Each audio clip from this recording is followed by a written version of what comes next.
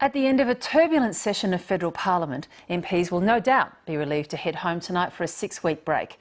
They'll return to Canberra in May for the all-important next session, when Tony Abbott and Joe Hockey deliver their second budget. The Prime Minister ends this parliamentary session in a much stronger position than he started it. Last month, of course, he faced a party room ballot on whether he should be dumped. After that, Mr Abbott famously declared, "Good government starts today." So did it? Political correspondent Sabra Lane takes a look.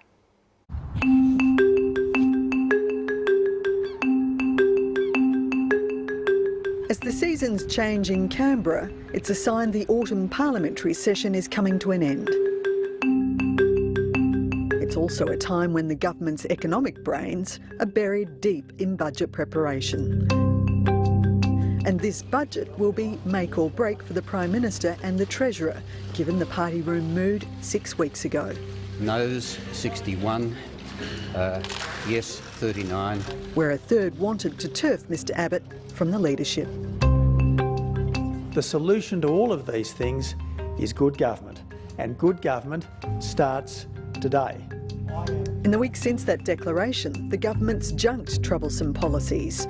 It's boosted a pay offer to defence personnel, reversed its cut to taxpayer support to the car industry, and ditched its toxic Medicare co-payment policy. I have learnt, Madam Speaker, and what I have learnt, Madam Speaker, is that the co-payment is dead, buried and cremated. At the same time, the Prime Minister's kicked some own goals. What we can't do is endlessly subsidise lifestyle choices if those lifestyle choices are not conducive to the kind of full participation in Australian society that everyone should have. The Dr Gables of economic policy. We have brought the... I withdraw, Madam Speaker. I withdraw. So, I mean, China's coming off. Dennis Jensen was the first Liberal MP to go public last month to say he'd lost confidence in Tony Abbott, that while he'd been a great opposition leader, he'd failed to make the transition to Prime Minister. Dr Jensen says Mr Abbott's lifted his game. The thing that's impressed me, quite frankly, is with something like the spill motion happening, often you get people in the Prime Minister's position would sort of tend to bunker down and have a certain siege mentality about them, and in fact the Prime Minister's done the reverse. He has opened up, he's become far more forthcoming, far more available, and I think that's all showing in terms of the public perception. There have been some leaks and sharp points of difference. Much to the chagrin of my colleagues.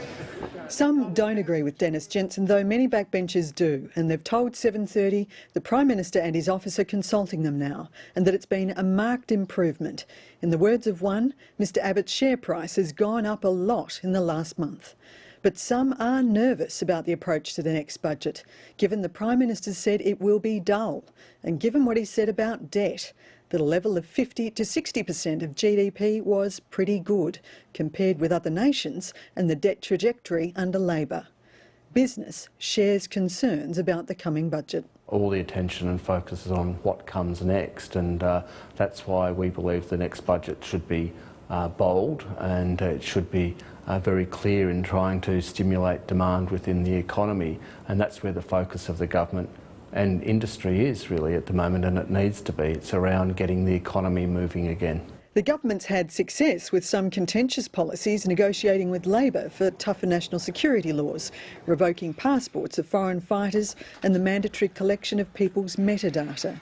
Yet the upper house continues to stymie long-term cuts on government spending. It's led to government frustration, with Mr Abbott describing the chamber as feral.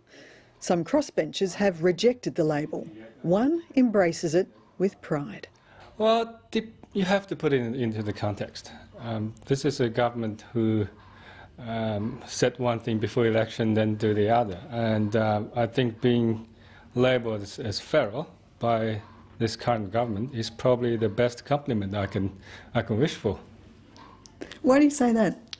Well, because we're doing our jobs and the government is defying the public wishes. We're doing our jobs to make sure the public wishes are reflected upon in the Senate. And if the government is not happy about that and therefore naming us as fairer, then that's a great compliment for us. We're doing our jobs. Badge of honour. Yep. Senator Wong says some ministers have learnt that early consultation leads to better results. He hopes the lessons applied to the budget.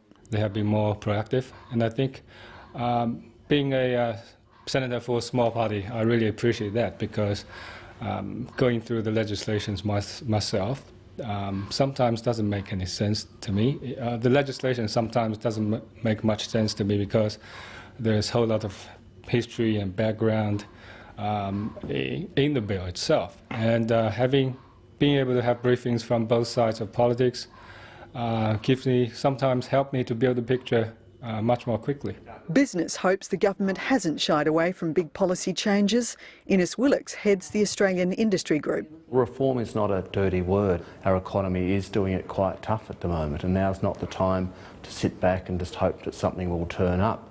We've ridden on the coattails of the mining boom now for many years, and that's served us quite well overall, although it has caused some distortions within the economy. But now we don't have that anymore in such a form, and we're behind where we need to be on all key indicators. So this budget is really a time to reset and reframe the agenda going forward, and we can't afford to have a wasted budget. Prime Minister, how are you? Dr Jensen says a slow approach to budget repair and clearer communication could win back public support. You have to do what you can do and bring the public with you. Ultimately, we're a democracy, and you cannot do, even if you think it is absolutely right, you cannot do something if you're not bringing the community with you. And he thinks if Mr Abbott's recent performance is any guide, his leadership is safe. It's looking good so far. You know, if the Prime Minister keeps going the way that he's going in terms of being open, in terms of listening to what his colleagues are saying, listening to what the community is saying, and putting out some of the big picture ideas about where we're headed, I think he'll be fine.